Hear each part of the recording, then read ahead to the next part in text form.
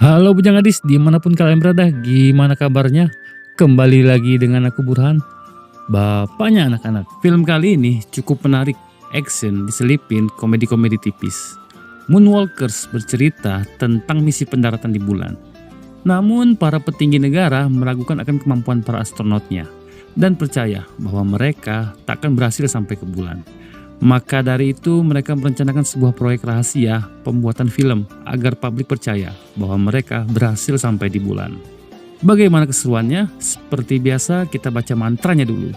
Putus cinta, itulah biasa. Putus kabel, pacak disambung. Putus rem, matilah kita. Cuko dak becuko, pempek tengah dua. Payu diaturi, alur ceritanya. Prrr.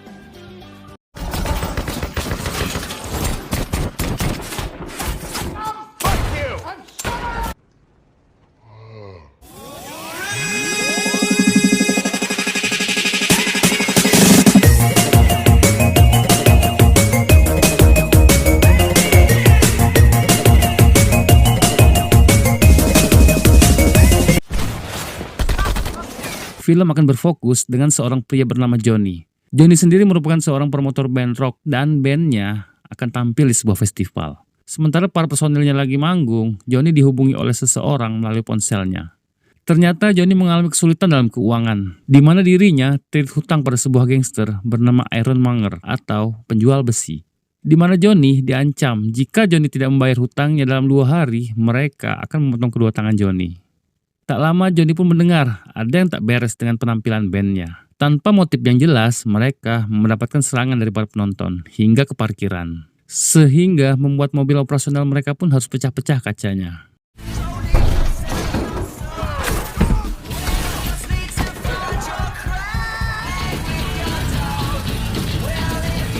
Scene pun berpindah ke seorang anggota CIA bernama Kidman. Di mana hari itu, Kidman diminta oleh seorang kolonel untuk menemui seorang sutradara terkenal bernama Stanley Kubrick. Si kolonel menjelaskan bahwa menjelang pendaratan roket Apollo 11 di bulan, mereka meragukan bahwa roket tersebut berhasil mendarat di bulan. Ia mengkhawatirkan jika si roket gagal dan mereka didului oleh negara pesaingnya, yakni Rusia. Dan jika Rusia menjadi yang pertama berhasil mendarat di bulan, tentu akan menjadi masalah besar bagi negaranya. Maka dari itu, Kidman ditugaskan agar meminta Stanley untuk membuat sebuah kebohongan dalam bentuk film tentang keberhasilan pendaratan Apollo 11 ke bulan. Dan film itu menegaskan bahwa mereka adalah yang pertama berhasil mendarat di bulan. Dan setelah film itu berhasil diproduksi, ia diminta membunuh Stanley agar kebohongan ini hanya mereka berdua yang mengetahuinya. So you want me to kill everyone? I have to worry about that. Dengan hanya berbekal sebuah foto usang, Kidman pergi ke Inggris untuk bertemu Stanley Kubrick. Sedikit informasi tentang Kidman. Kidman sendiri digambarkan sebagai orang yang menderita sebuah trauma akut pasca misi khususnya di Vietnam. Di mana Kidman sering mengalami sebuah halusinasi seolah ia didatangi hantu korban-korbannya di Vietnam dan seolah sedang dalam medan pertempuran.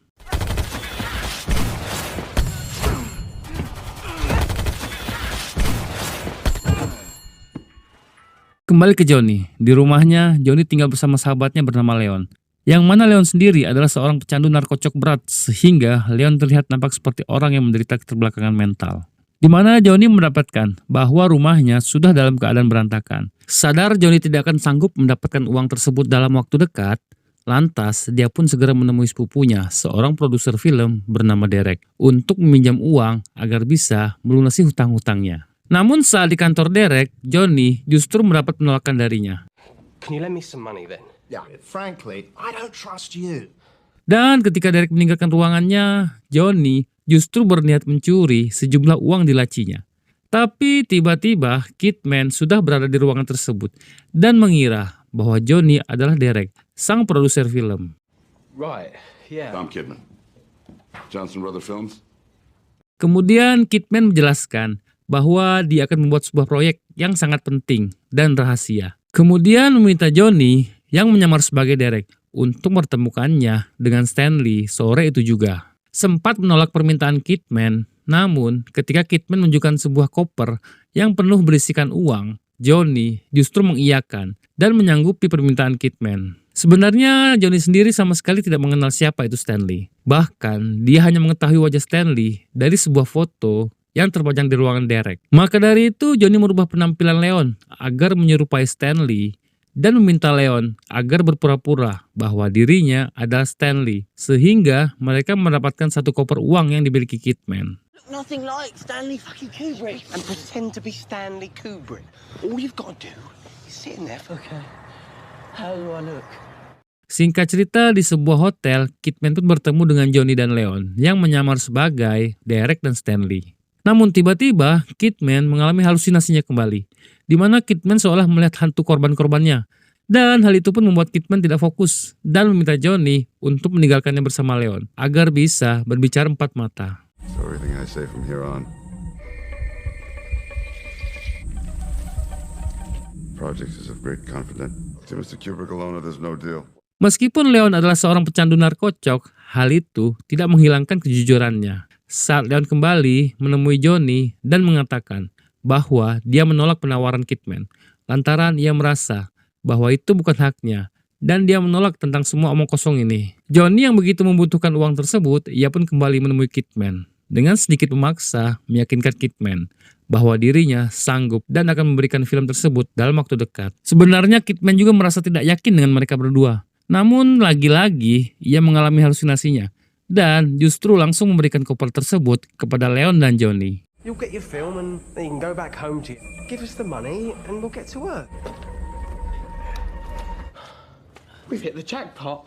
Ketika di hotel, Kidman menghubungi si kolonel bahwa rencananya berjalan dengan lancar dan film sedang diproduksi. Namun di lain sisi, faktanya Johnny dan Leon yang mendapatkan uang begitu banyak, mereka justru berpoya-poya di bar bersama teman-temannya. Dan tanpa mereka sadari, di sana terdapat salah satu anggota geng penjual besi yang melihat mereka. Alhasil keesokan harinya Johnny pun harus kehilangan koper beserta uangnya Kidman yang diambil paksa oleh para anggota geng penjual besi. Morning, Johnny.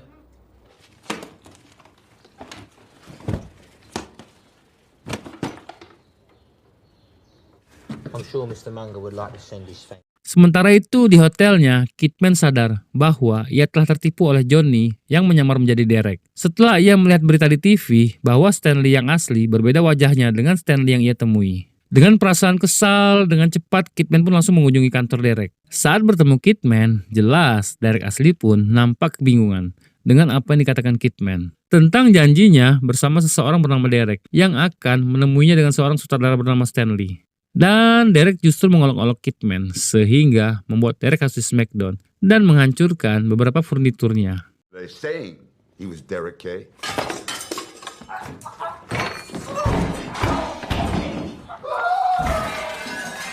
Give me a name, goddammit. Kidman pun menghentikan tindakan brutalnya saat Derek mengatakan nama Johnny. Dengan berbekal informasi dari Derek, Kidman memulai pencariannya di sebuah bar yang mana di sana Kidman bertemu salah satu teman Johnny. Si teman pun menolak memberikan alamat Johnny lantaran ia sadar bahwa Kidman akan melakukan sesuatu terhadap Johnny. Lalu yang terjadi? Why should we tell you?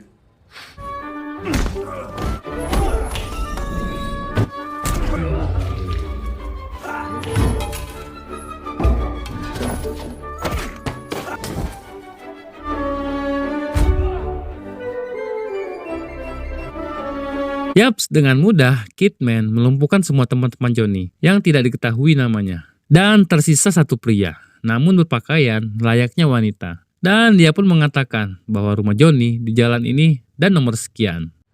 He lives on Aspen Grove, or it's 3 stops on the number 46 bus. Sementara itu Johnny dan Leon masih termenung akan kesialan-sialan yang menimpanya. Dalam perbincangannya, faktanya Johnny baru mengetahui bahwa Kidman adalah anggota CIA. Yaps, dia pun dapat memastikan bahwa tak lama lagi akan datang masalah yang lebih besar. Oleh karena itu, mereka berniat melarikan diri. Tapi tiba-tiba... We have to get out of here. I'll take this apple. Grab whatever you can and just get the fuck out of here. Yaps, tak diduga Kidman sudah berada di rumah Johnny. Dengan sopan, Kidman meminta dikembalikan koper miliknya. Namun saat Johnny mengatakan bahwa koper tersebut telah dibawa oleh orang lain, Kidman pun hendak menikamnya dengan sebuah setrika. It was stolen. Swear I'll get it back. Namun karena ada teman Johnny yang bertamu, Kidman pun justru menghentikan niatnya. dan ia berniat akan membakar mereka berdua beserta rumahnya dengan sebotol petralit. Lalu yang terjadi, The moon landing's only a few days away. Tell him that you don't have Stanley Kubrick. If you really want to go back to your boss,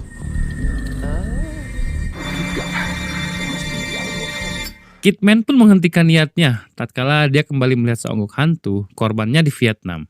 Dan mereka pun membuat sebuah kesepakatan untuk menemui salah satu teman Johnny, seorang sutradara amatir bernama Renatus. Sesampainya di sana, mereka disambut seorang wanita cantik bernama Ella untuk kemudian membawa mereka ke hadapan Renatus. Yaps, dialah Renatus, sang sutradara cadangan yang menggantikan peran Stanley, di mana Renatus memamerkan sebuah makaryanya, sebuah film slow-mo yang bagi aku pribadi film tersebut sangatlah mencengangkan. Wow. Together, we won't let through the abyss flat. You're a fucking asshole. So, what brings you here? Setelah berbahasa basi ria, Kidman langsung mengungkapkan maksudnya ke sana, di mana Kidman meminta dibuatkan sebuah film pendek tentang pendaratan di bulan. Renatus merasa bahwa film yang diinginkan Kidman sangatlah sederhana. Ia pun menyanggupinya dan meminta agar uangnya dibayar terlebih dahulu. Dan artisnya adalah Leon. Leon. I'm gonna cost a lot of money. Kemudian Kidman meminta Johnny agar mengantarkannya ke tempat geng penjual besi. Johnny sempat menolak permintaan tersebut lantaran ia tidak ingin berurusan lagi dengan geng penjual besi. Selain berbahaya, geng tersebut akan membunuhnya jika mereka memaksa ke sana. Namun Kidman dengan santainya pergi ke sana. Lalu yang terjadi, Listen, yeah.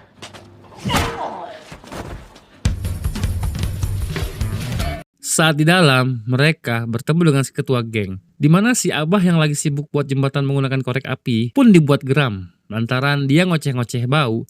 Namun Kidman justru merusak hasil karyanya. Dan It's a very silly thing to do. I'm sorry. You were saying? Johnny, get the case.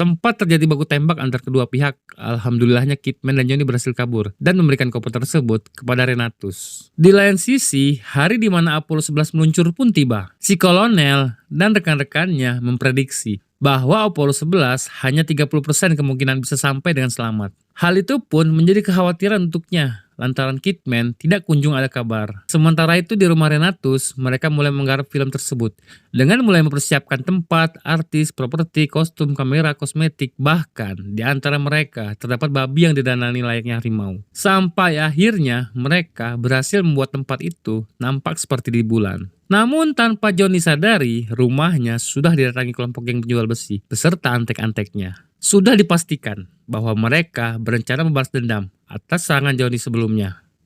Pastinya teman-teman ingat bahwa Johnny sebelumnya adalah promotor band. Yaps, tiba-tiba Johnny didatangi Glenn, vokalisnya di band. Di mana Glenn menagih bahwa Johnny dulu pernah berjanji akan mengadakan sebuah konser band untuk mereka. Johnny yang kebingungan mengatakan bahwa inilah konser mereka. Yes. Oh my god, I actually can't believe you pulled it off. Entah apa yang difikirkan Renatus. Dia justru improv dengan cara menambahkan peran ubur-ubur agar film tersebut tidak nampak lusuh. Tuh ngapain coba pakai acara ngadain audisi monster langit dan zombie? It's very talented.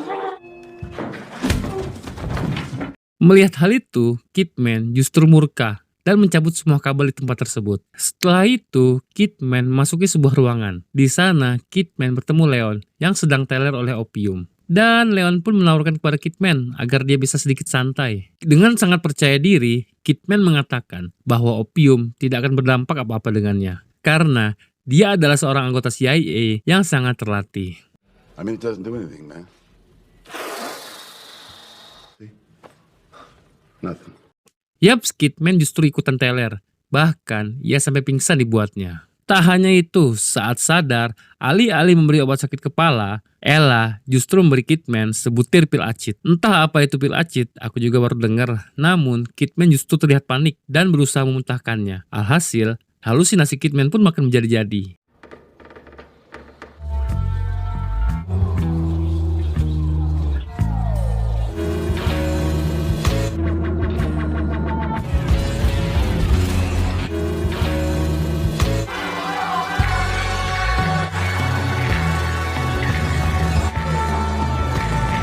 Sementara itu, Johnny yang dari tadi sibuk ngurusin syuting, ia dibuat geram lantaran dia melihat Kidman, Ella, dan Leon sedang asik-asikan teler. Hal itu pun menjadi pertentangan bagi Johnny. Ia mengungkapkan bahwa sedari dia lahir selalu mendapatkan sialan. Saat ia baru lahir pun ia sudah mendapatkannya. Yang mana saat Johnny dilahirkan, rumah sakit tersebut kebakaran. Dan ayah Johnny mencurigai bahwa dia tertukar dengan anak yang lain.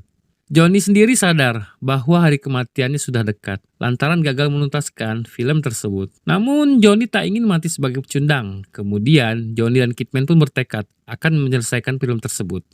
I don't want to die a loser. Not on my watch. We never fucking lose, man. It's like Americans, we never fucking lose. Namun tak diduga, keesokan paginya, mereka dikejutkan dengan kedatangan beberapa agen CIA bersenjata lengkap yang mendesak mereka agar segera diselesaikannya film tersebut. Jika tidak, mereka akan membantai seluruh orang yang berada di sana. Secara bersamaan, geng penjual besi pun berhasil mendapatkan alamat mereka syuting. Untuk kemudian mereka langsung meluncur menuju tempat Kidman syuting. Prepare the astronauts. All right, everybody take their places. Ready to transmit in a half hour. Got pictures. We got pictures. Sementara Johnny dan Leon sibuk syuting, Kidman dikejutkan dengan kedatangan geng penjual besi. Kemudian baku tembak pun tak terelakkan. These assholes. Christ! What the fuck are these guys?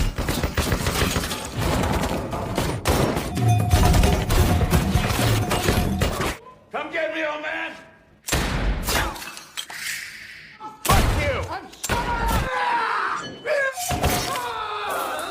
Setelah Kidman mengalahkan bos geng penjual besi, dia justru akan ditembak oleh salah satu anggota CIA. Lalu yang terjadi?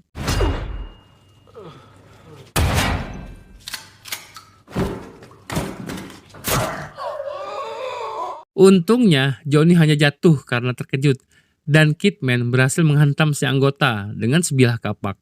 Setelah semuanya berakhir, Kidman, Johnny, Ella, dan Leon memutuskan meninggalkan kota tersebut. Dan di akhir film diperlihatkan, seluruh televisi menyiarkan bahwa Apollo asli telah berhasil mendarat di bulan. Dan film pun ditutup dengan tawa bahagia seluruh masyarakat Amerika bahwa kini manusia berhasil menginjakan kaki di bulan. Dan film pun selesai.